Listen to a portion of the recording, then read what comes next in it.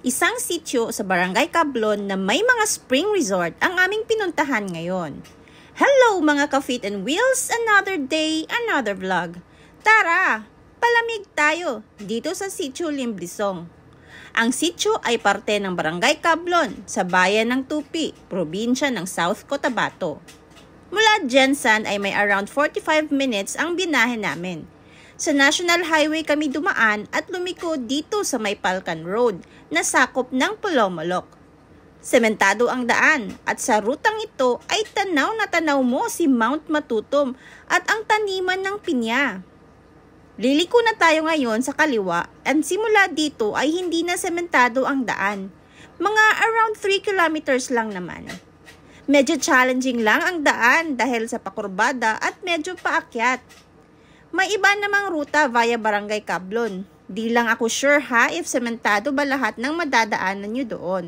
Malalaman mong nasa sitio ka na dahil sementado na ang daan dito. Ang Limblisong ay isa sa mga sitio ng Barangay Cablon na may maraming spring resort na pwede nyong puntahan. Una naming binisita ang Golden Nature Spring Resort. Ito ay may entrance fee na 50 pesos for adult and 30 pesos naman for kids below 10 years old.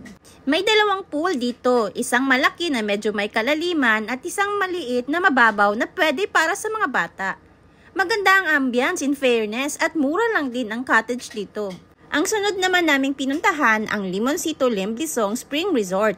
Ang resort na ito ay nasa ibaba lang ng Golden Nature at una mo itong madadaanan. May entrance fee dito na 30 pesos at mura lang din ang kanilang cottage na nasa 300 pesos lang.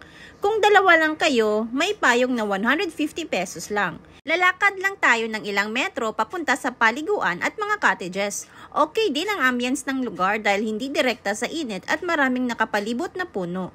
Meron silang piso wifi dito pero mahina din talaga ang signal. Kaya disconnect ka muna sa social media pag nandito ka sa Limblisong. Araw ng Sabado ng aming pagbisita dito kaya ang daming tao.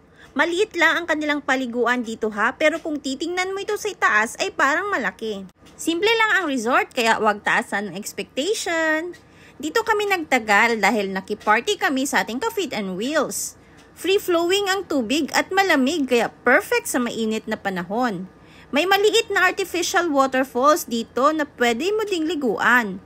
May mababaw na pool na swak sa mga bata at may malalim naman kung saan pwede kang maglaro ng basketball. Kung ayaw mo ng maraming tao, pumunta ka dito during weekdays.